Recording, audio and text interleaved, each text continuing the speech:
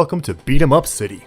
This week, I'll be completing my coverage of the Rushing Beat series and their unusual handling of US localization.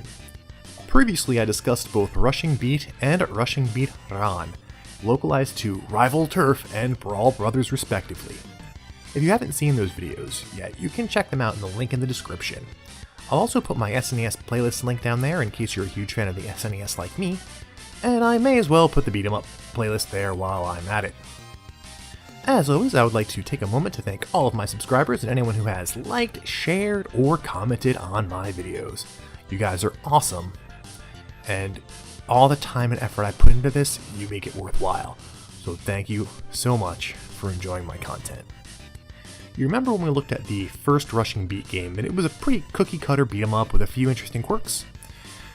Oh man, we have come quite a way since then, let me tell you. Shura is weird, and the localization is even weirder. First off, there's the title. Rushing Beat Ran was pretty straightforward. Rushing Beat Rebellion. Got it. Great. But this title was a little harder to tack down. I googled my face off, and what I came up with is that Shura refers to the god Ashura, but colloquially the term is used to describe a person fighting violently in a relentless battle. Now that's just what Dr. Google told me, so take it with a grain of salt. It's pretty abstract, and it's certainly quite a bit deeper than what I would normally expect from a beat 'em up, but we're going to see a trend of subverting expectations with this title. For one thing, the story is a much bigger focus this time around. The story tells of a corporation that basically takes over the world while experimenting on people and creating monsters. Shura takes the sci-fi setting that started at the end of Ran and really runs with it, taking it to a whole new level. You'll fight robots and mutants in this game. Most of your enemies look like putties from the Power Ranger series, though you do get to fight some plain thugs later on in the game. Adding to the unusual depth for a beat 'em up, Shura contains multiple paths and multiple endings. There are even two hidden optional characters who are both totally missable. One very cool feature that was added is Versus Mode with up to 4 players. But I won't be showing you that because I couldn't find 3 other people who want to play this game. Instead, we'll be focused on the story mode. There are 4 brand new characters to play as, with our heroes Rick Norton and Douglas Build conspicuously missing from this story. I'm told that Build appears in the first level, but I didn't see him.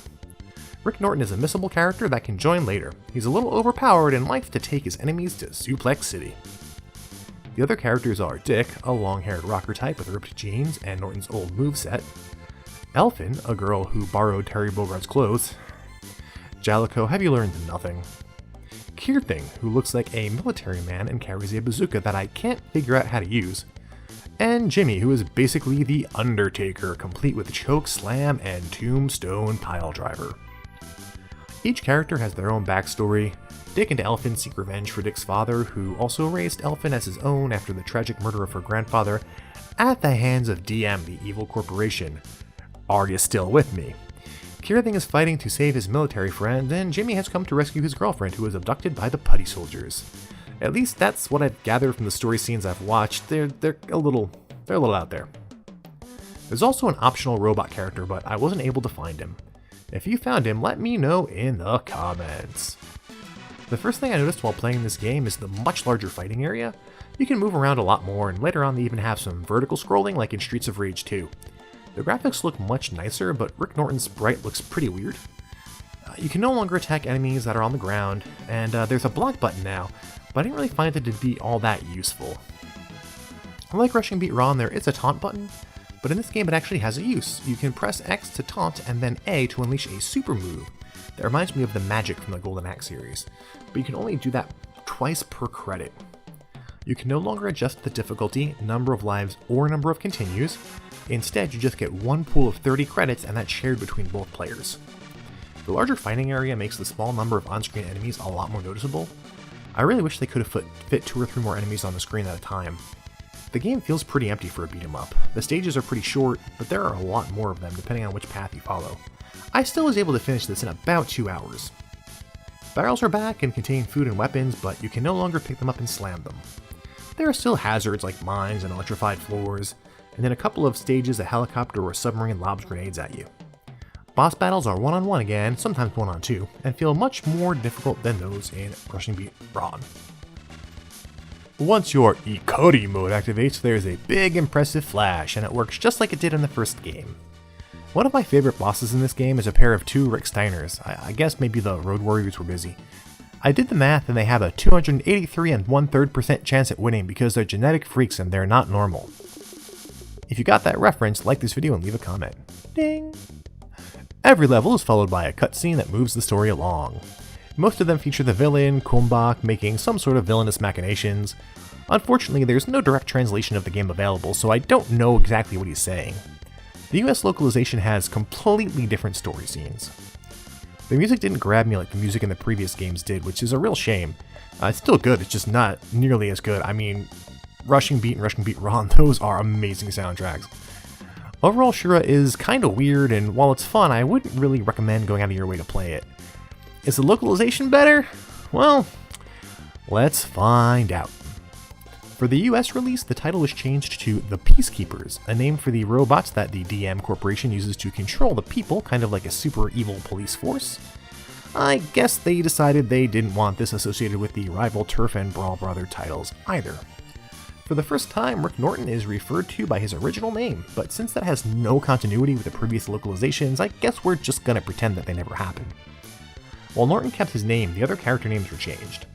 Dick is now Flynn, for obvious reasons. Elfin is now Echo, for slightly less obvious reasons. Kirthing has been renamed to Al. And Jimmy was changed to Prokop. That's probably the most odd choice, so they made everyone else's name make more sense or be simpler, then they made his sound more exotic and foreign, like that sounds like something vaguely Russian-ish. Anyway, in this localization, Al is the one who pulls a Tropic Thunder, and Jimmy has been remodeled to look less like The Undertaker. I'll assume that's to avoid any legal trouble with the WWE, who is notoriously litigious. The main villain's name has been changed to Iago, and he makes Shakespeare references throughout the game. The character portraits have all changed to look a little bit closer to real faces instead of the more comic book-like style of the Japanese game. Pro wrestling, mutants, robots, karate, Super Saiyan, Shakespeare. This really is quite a trip we're on. The most astonishing change to the localization is that virtually all of the music has been removed, with the exception of the opening and cutscene music. Seriously, there is no music at all during the gameplay. It's a really bizarre choice, especially given how great the music in this series has been up to this point. I really can't get my head around it, but I mean that's just another subversion, I guess, but a beat 'em up with no background music. I mean, I guess you could put on whatever you want to listen to. I don't know, put on the soundtrack from Rushing Beat in the back, or just your favorite song, I don't know. The backstory is the same, but the story that unfolds as you play has been changed significantly, and the cutscenes have changed a lot from the Japanese version. True to form, the difficulty in the US version has increased, and you only get 12 credits in this version. Also, Ikari mode only happens once per continue when your life bar is critically low. The super moves have totally changed and have completely different graphics here. The animal-based ones in the Japanese version make it feel almost like a Sentai game. That's Sentai with a S. So I guess they wanted to take some of the Japanese-ness off the game. Both Japan and US versions of this game are a trip. There are quite a few memorable choices made during the localization process as well. I can't say I recommend the game, but if you want to play it, I would go with the Japan version. Or I guess you can play the US version and just add in your own soundtrack. Maybe the soundtrack from Miami Connection. That'll do. I have very few clever or witty things to say about this game. It's just a very strange final entry in a series that has mixed quality. I have absolutely no idea how well this game performed, but if I had to take a guess, probably not particularly well. I was actually pretty surprised. I posted my Rushing Beat video on a few Facebook groups, and I was surprised how many people actually did remember the game. I didn't think that anybody was going to really remember it. It wasn't really all that memorable a game. It was kind of like a Final Fight clone. It really wasn't that well received, but a lot of people, like me, they played it out of curiosity, and they enjoyed it. You know, it was a weekend rental, maybe a recurring rental, and I think a few people I spoke to actually did own it, so I was a little surprised about that. I guess it was a little bit more popular than I thought. So if you owned this game, or if you remember playing it, let me know in the comments. I'm really interested to know how many people had this game or played it when they were growing up. Now this concludes our coverage of the Rushing Beat series. I hope you've enjoyed it. If you did, please like and subscribe, enable notifications so you can see what's next, and check out the affiliate links in the description if you would like to support the channel. That's the obligatory self-promotion there. Next time, we're going to take a look at Spider-Man and the X-Men in Arcade's Revenge and ask, what the hell happened to make this game into the train wreck full of dumpster fires that it is? Thank you for watching, and until next time, game over.